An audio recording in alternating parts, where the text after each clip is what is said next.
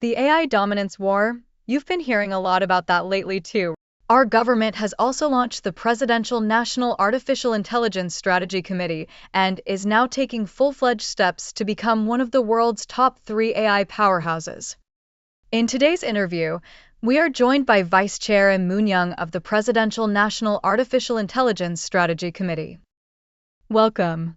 I've really been looking forward to meeting you for a long time, because I personally have a lot of curiosity about AI, and since most of the AIs I usually use are foreign products, I was very curious about the level of AI in our country. Today, I will ask you about each point in detail. First of all, could you introduce what kind of organization the National Artificial Intelligence Strategy Committee is? The National Artificial Intelligence Strategy Committee is a presidential committee that deliberates and coordinates AI-related projects and policies of each ministry and oversees the overall AI policy of our country. In other words, the chairperson is the president, and the vice chairperson is Vice Chairperson Moon Young. I'm curious about what field you worked in before joining the committee. There are a total of 3 vice chairpersons. One is the Vice Minister of Economy and Finance, another is the Minister of Science and ICT, and I serve as the standing Vice Chairperson. I previously worked in the IT field and later worked for a while in the public sector. I see. I guess it can be understood as the control tower for the National Artificial Intelligence Policy. Our goal is to realize a basic AI society. What does a basic AI society mean? Artificial intelligence is a very fundamental technology that can fundamentally transform human civilization. However, we have now entered an era where you can access doctorate-level intelligence for about $30,000 a month. That's right. However, such AI can create a significant knowledge gap between those who use it effectively and those who do not. This knowledge gap can eventually lead to social inequality. Therefore, just as King Sejong created Hangul, the goal is to ensure that all citizens can use AI to enjoy better lives, without anyone being excluded or left behind in the process. This is precisely the key direction of the AI Basic Society. So that's what Basic Society means in this context. In fact, when I look at the younger colleagues who skillfully use AI these days, it seems there's almost nothing that can't be done with AI. They can create PPT materials in an instant and even produce videos with ease. In comparison, people like me who are not familiar with IT do use AI, but mostly only as a replacement for portal searches. However, among the older people who are senior to me, there are some who find this completely unfamiliar and ask what it even is. Once this gap begins to widen, it can keep expanding endlessly, so you're suggesting that we should work to narrow it. Rather than focusing on learning a lot to handle AI well from a technical standpoint, we must ensure that problems do not arise where only those who can pay gain more knowledge, while those who cannot are left behind.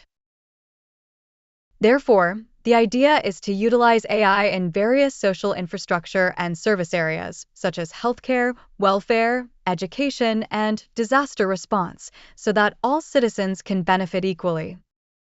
This is precisely the intent of the Basic AI Act. So, you're envisioning a kind of public AI then? Yes, of course. However, I'm curious to know where our country currently stands within the AI industry.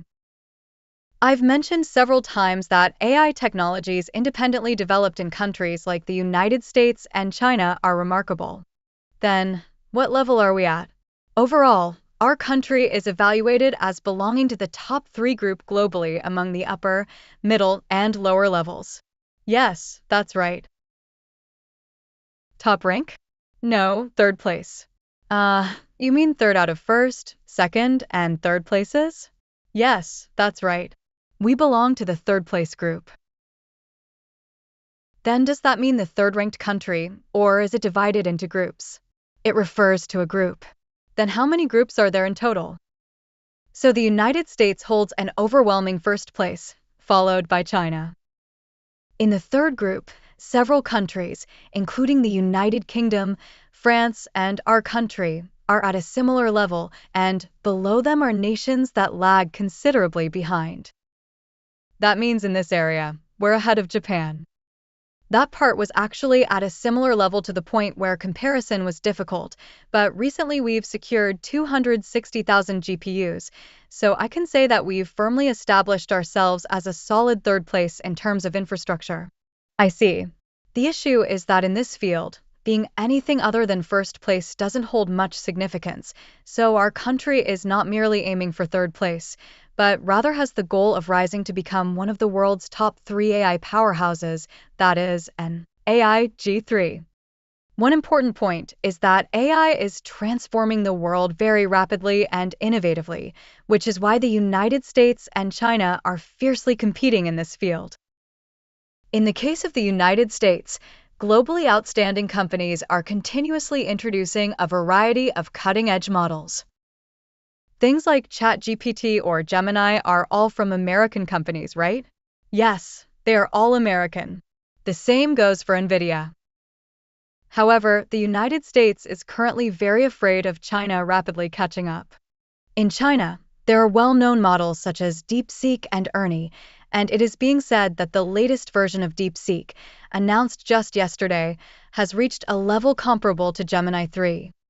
About 10 days ago, the United States announced an executive order called the Genesis Mission. What is it about?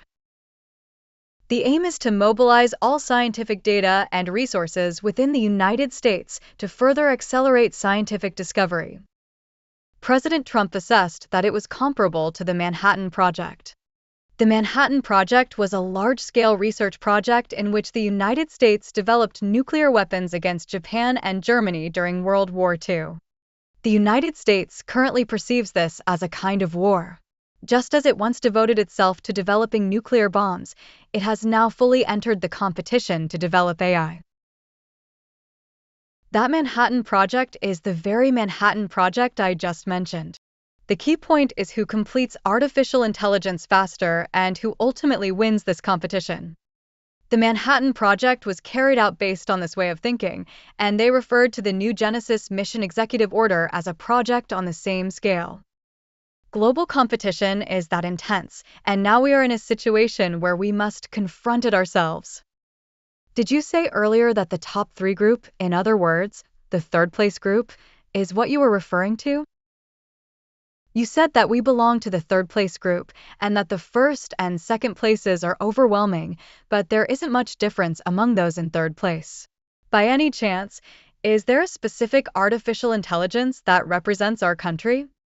It has not been clearly designated as the national representative, but internal competition is currently underway to develop an independent foundation model. 15 companies each formed a consortium to participate, and 5 of them were ultimately selected and are currently competing. Which are those 5 companies? I'm not sure if it's okay to mention company names, but companies like LG, Naver, and Upstage are participating. Are they developing competitively with each other? However, in this process, one place is eliminated every 6 months. Ah, I see.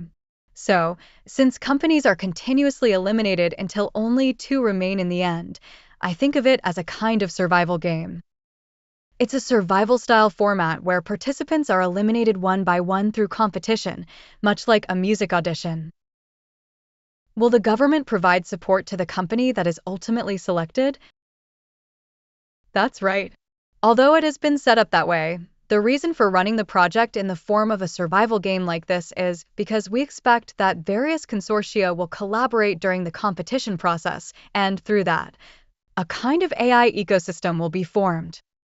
Various forms of support are provided to the 2 companies ultimately selected, but they are required to make all the models they develop public so that everyone in the nation can benefit from them. What do you call that? Do you call it the source code? You're saying that all of those things will be made public, right? So you mean it won't be held exclusively? That's your plan. Then, when is the company that will be finally selected expected to be announced? Currently, 5 consortia are competing, and the process eliminates one team every 6 months. Since 2 teams will remain in the end, the selection is expected to be completed around mid-2027. Understood. Although we are currently talking about generative AI, it is often said that the ultimate goal of AI is physical AI. What I mean is, if generative AI serves as the brain, I'm curious to know what stage the robots equipped with that brain, that is, physical AI, have reached. Looking at 23 unread messages, I realized that it takes about 10 minutes to reply to each one. Everything was contained in it. Typing, erasing, and typing again. I use WhisperFlow. Spam. Platforms like WhisperFlow, mobile music applications, FaceInker, and Tang.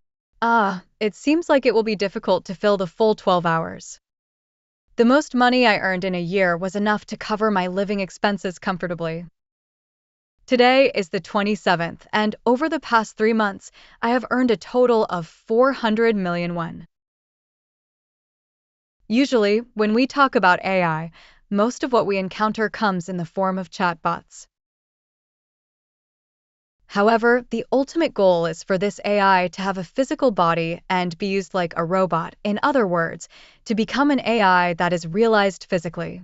For example, simply put, it means not just using a smartphone for searches, but being able to say to a robot, "Go to my house and do some cleaning."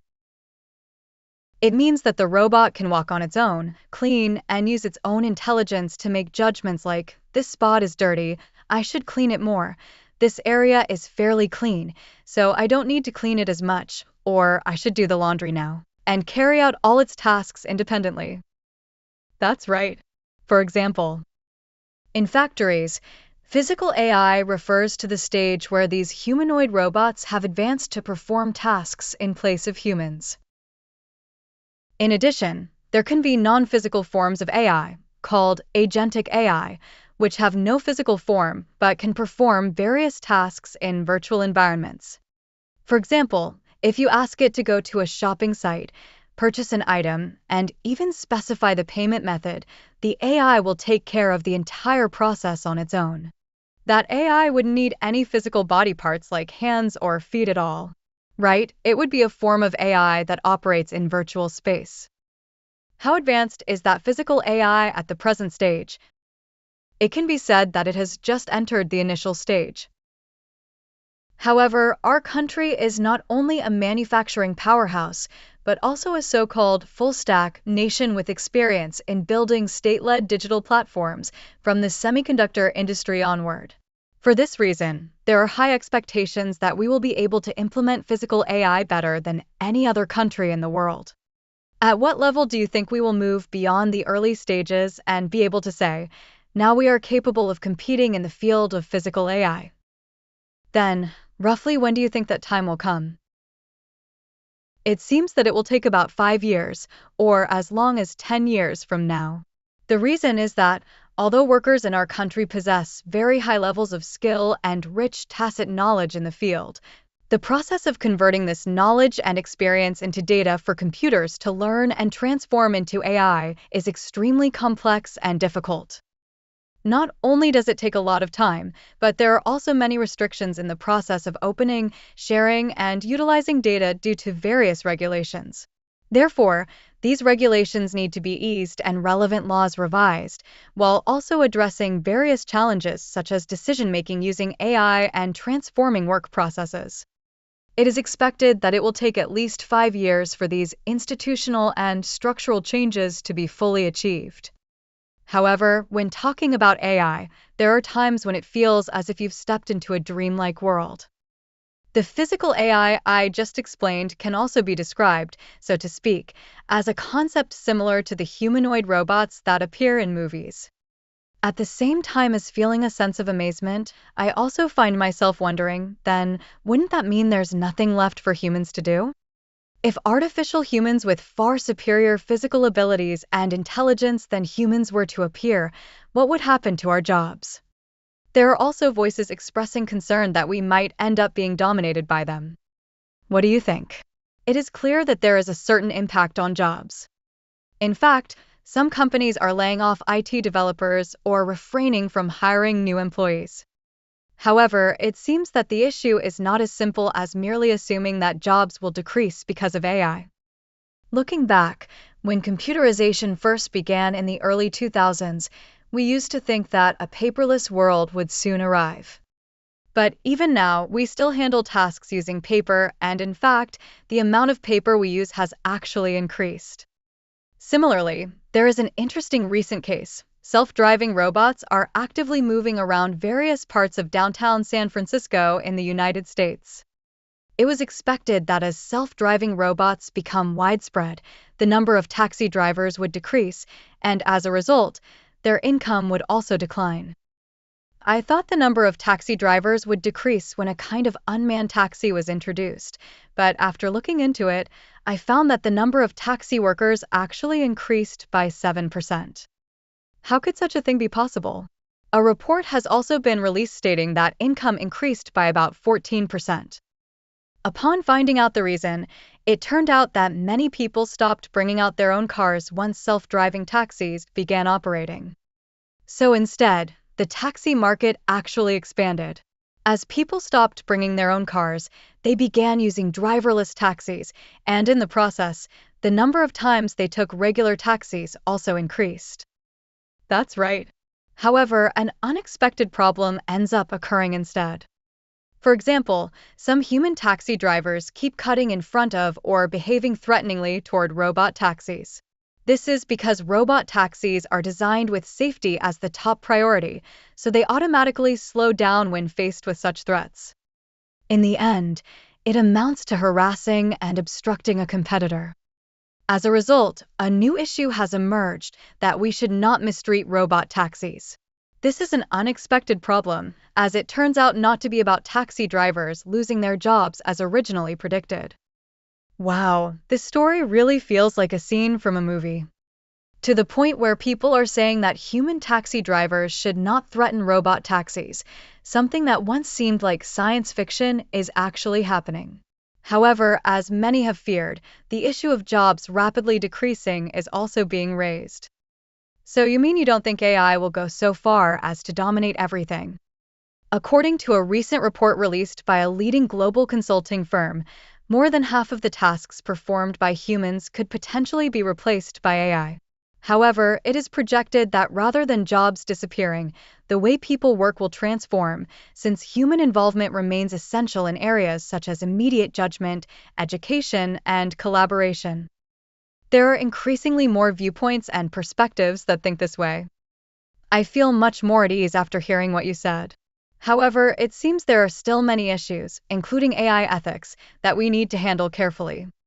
As much as we appreciate the advancement of AI, please also carefully consider the concerns about its side effects and form the steering committee with due caution. We have about 30 seconds left, Vice Chair. What are your thoughts on the so-called AI bubble theory? Do you actually think it's a bubble? Technology tends to go through cycles where bubbles form, burst, and then recover. However, in the larger picture, I believe AI is an inevitable trend of our times.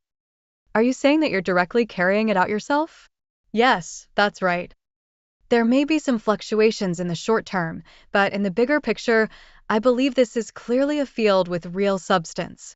It's hard to see it as a bubble. Yes, that's right. Understood. We'll conclude our discussion here for today. Vice Chair Moon Young of the National Artificial Intelligence Strategy Committee, thank you for your valuable remarks and for joining us today. Thank you.